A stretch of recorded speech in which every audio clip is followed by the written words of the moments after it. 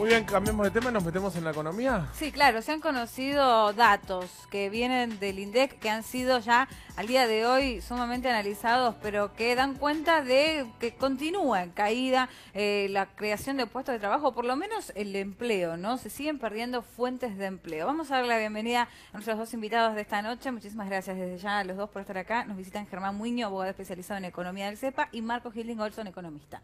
Gracias a los dos por haber venido. Muchas gracias. Bueno, 70.000 puestos de trabajo se perdieron en el año 2016 y como contraparte también tenemos un gobierno que dice que desde el año pasado, desde por lo menos el segundo semestre, se están creando lentamente puestos de trabajo. ¿Cómo hay que analizar ese dato entonces? A ver, en el 2016 comienza con una tanda importante de despidos en el sector público, que fue una señal hacia el sector privado para comenzar una mayor tanda de despidos que la que hizo el sector público. Y justamente lo que reveló ahora el INDEC es que se perdieron netos 70.000 puestos de trabajo, porque los despidos fueron muchísimos más a lo largo del 2016. En algunos sectores hubo creación de empleo. El sector más complicado claramente es la industria. ¿Qué significa neto? Entre la creación de empleo que hubo y los despidos que hubo, lo que hay es 70.000 empleados registrados menos en la Argentina durante el 2016. ¿Por qué se decía esto de no hay creación de empleo? No, lo neto es que no hay creación de empleo, lo neto es que hay menos trabajadores registrados en la Argentina respecto de diciembre de 2015 en diciembre de 2016.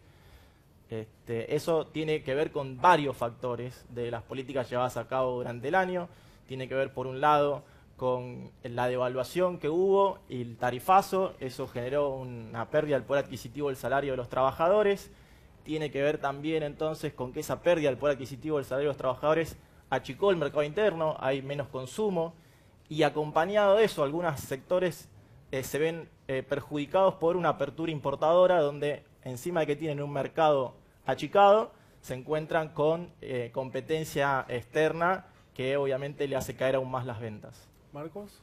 Sí, claramente el año pasado fue un mal año para la economía, hubo inflación y hubo un desempleo que creció levemente. Si miramos, la verdad que el resultado es negativo.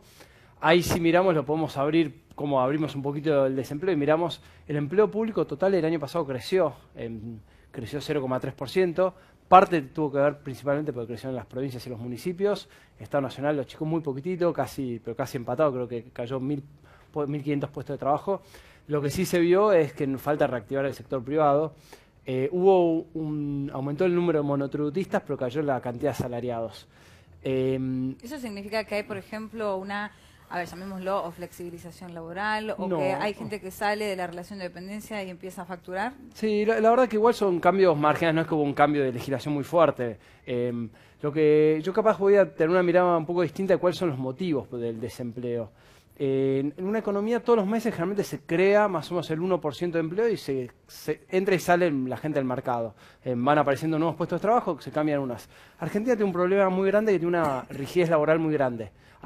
Lo que tenemos es muy caro contratar, es muy caro, y ahí invito a hablar con el dueño de cualquier pyme y decirle, ¿por qué no contratas más gente? Y muchos te dicen, primero que para que un empleado se lleve 10.000 pesos en la mano, a la pyme le cuesta 20.000 pesos. Segundo, el dueño de la pyme dice, mira, a mí me lleva a hacer un juicio y yo me fundo. Tercero, antes hablas con el zapatero del barrio y decía, yo contrataba un aprendiz que empiece a trabajar, y hoy en día dice, y yo eso tengo miedo, si no salen de la familia, lo pienso 2 veces. Entonces, sumado a lo que decía de que hay una demanda laboral, la verdad que la demanda, cayeron las ventas, cayó el consumo, pero también el que está dudando en contratar o no tiene un montón de rigideces. Pero lo que vos mencionás es un proyecto que está en estudio por parte del gobierno, que implica la reducción o alguna ventaja en beneficios impositivos para empleadores y que recién estarían dispuestos a tratarlo después de las elecciones. Digamos, si tuvieran en mesa que esto fuese un asunto urgente, lo estarían tratando ahora. Sí, esa es una diferencia que yo tengo con el gobierno. Yo creo que Argentina está en una situación dramática, y no de ahora, sino ya viene de antes. Si miramos la cantidad de empleados que hay en el sector privado formal, en Argentina hay 8 millones de personas que trabajan en el mercado privado formal, ¿sí? Este es un porcentaje muy bajo, es 19% de la población total. Países vecinos como Chile o incluso Australia que tienen entre 35 y 39%, el doble de gente. 6 millones, si no me equivoco, el nuevo número. 6 asalariados y después yo incluyo autónomos y monotributistas. Entonces estamos hablando de un número, siendo generosos, es 8 millones. Y la verdad que tenemos 4.4 millones de personas en el sector público, entonces casi 5 millones de personas trabajando en el mercado informal. Entonces nosotros tenemos que apuntar a decir, ¿cómo hacemos para crear más empleo privado? Y ahí mi mirada es, saquemos las trabas de encima, dejemos que el que tiene una pyme pueda producir, saquemos las trabas para que sea fácil contratar, que la plata quede en la mano del trabajador y no quede en los gremios, y no quede en el Estado, y no quede en todas las otras corporaciones que se comen el sueldo de la gente que quiere trabajar.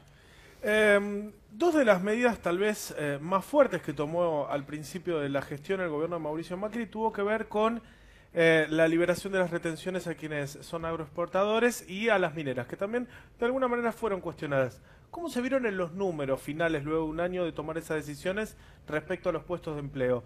¿Crecieron, bajaron, se mantuvieron? A mí, si me permitís volver sobre un punto, porque si bien es cierto, las pymes están pasando un muy mal momento, no son las pymes las que han venido destruyendo la mayor cantidad de puestos de trabajo. O sea, de esos 68.000 empleos menos registrados que hay a diciembre de 2016 en la Argentina, la mayor parte son de empleadores de más de 100 empleados. Entonces no estamos hablando de pymes particularmente, sino que estamos hablando de empresas de un tamaño cuando menos mediano, pero en general la mayor tasa de despido se da en las empresas grandes. Claro, pero las que tienen menos de 10, según el último informe que publicaron, son las que cierran directamente. Claro, y cuando vos asociás las cantidades que cerraron, que son alrededor de 4.000, con los despidos que hubo en empresas de menos de 10 empleados, te da que es un macheo de que en realidad lo que pasó es que la empresa cerró. El trabajador se quedó sin trabajo en esa empresa porque cerró, no porque se estén desvinculando de personal y sigan con su actividad. En cambio, las empresas grandes se están desvinculando de personal y siguen con la actividad. ¿Y en qué situación se encuentran esas personas que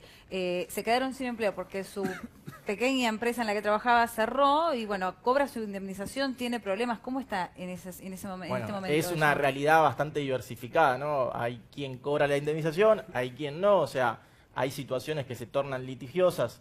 Digamos que no hay una situación uniforme en ese contexto. ¿Hay alguna tendencia o no se ha analizado?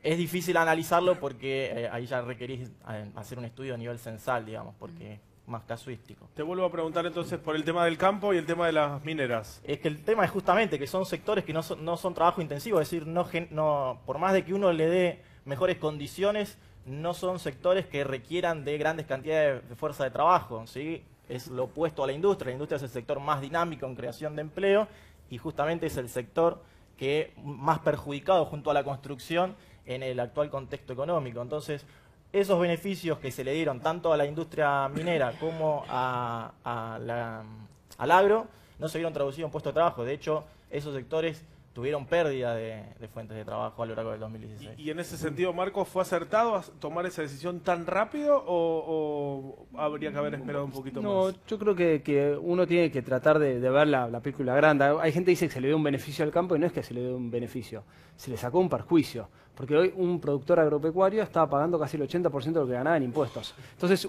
si a uno le cobras 80, al otro le cobras 50, a uno le pasás de 80 a 75, no es que le estás dando algo, le decís, che, te estoy sacando algo encima. Y si nosotros miramos particularmente las economías regionales, las economías que giran alrededor de los pueblos, tardan en contratar empleo. Obviamente, desde que vos a un campo le sacas un poquito de beneficio, hasta que él va y se compra un nuevo tractor, se compra un auto, va y empieza a abrir una industria en el pueblo, claramente tarda en generar empleo. Capaz no es un empleo directo, y eso lo vemos, incluso las ventas en las ciudades del interior tampoco han mejorado. Entonces, es un efecto, pero creo que claramente si nosotros miramos, lo que falta en Argentina es invertir y producir, que la gente diga, quiero abrir un negocio, y la forma de hacerlo es sacarle un poco el zapato de encima. Entonces, mi mirada es que hay que bajar impuestos. Entonces, toda baja de impuestos en general es positiva. Y especialmente para un sector que ha sido explotado. El campo de Argentina era potencia mundial y hoy salimos de los 10 mayores exportadores de carne. Dejamos de ser un país que exportamos trigo, que generamos industria, y un problema que tenemos es que mucha gente sale de los pueblos del interior y se viene a vivir a las grandes ciudades. Hay que tratar de fortalecer el federalismo, y una forma de hacer es sacar un poco del zapato de encima al que produce. Ahora, en un país donde el 70% del producto es el consumo y donde justamente lo que peor está es el consumo por la situación de los trabajadores, que son los que consumen. De hecho, una de las pocas cosas que aumentan las ventas son los de los autos de alta gama importados. Entonces, esto de que le sacan un perjuicio y no es un beneficio es difícil de explicar en un contexto donde ahora hay gente que antes comía todos los días y hoy no come todos los días. Entonces, en esa situación y en ese contexto, sí, la solución siempre se comenta y se dice que viene por el lado de la inversión, pero ¿quién va a venir a invertir en un lugar donde no hay mercado y donde vos tenés una bicicleta financiera fomentada por el propio Banco Central. El Banco Central te coloca las tasas en un nivel que no hay inversión productiva posible con esas Eso tasas. iba a preguntar, digo, ¿es conveniente hoy invertir en inversión productiva con las tasas al 26%? Voy al banco, compro Levac y me da el 26% en un año. Y además déjame sumarme. No.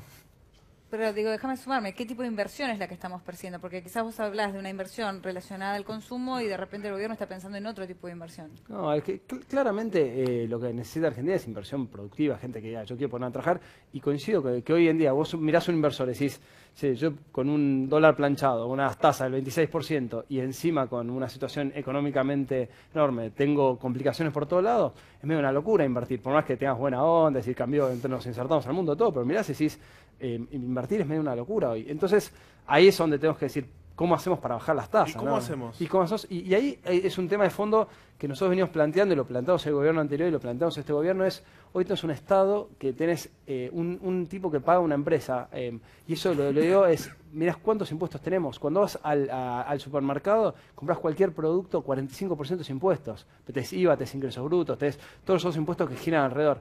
Vas y querés, cualquier cosa que quieras hacer, tenés 1000 trámites, burocracia, impuestos.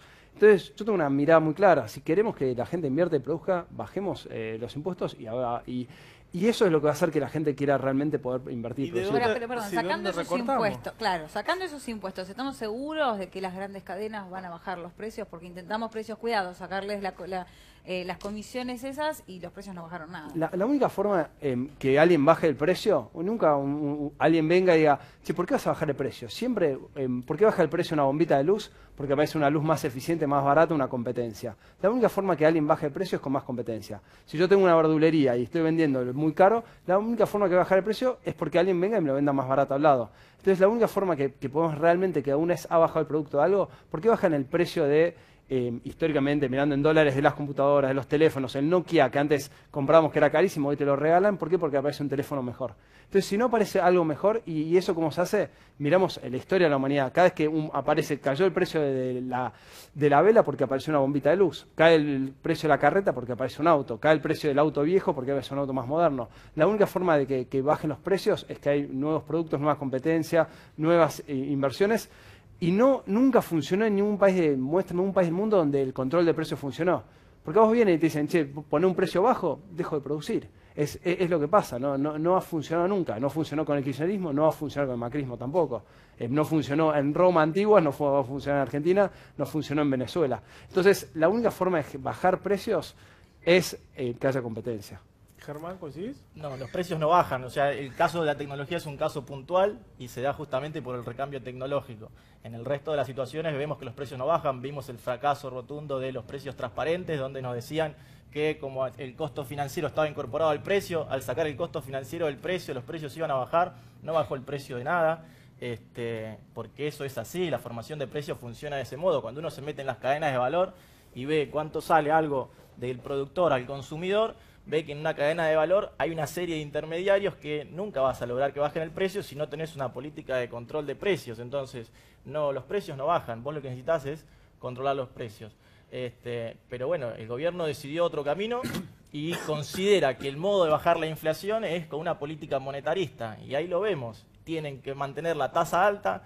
Recientemente, el martes, el presidente del Banco Central anunció que van a salir a comprar dólares, el propio Banco Central. Sí. Los dólares se compran con emisión monetaria, lo que tanto criticaban.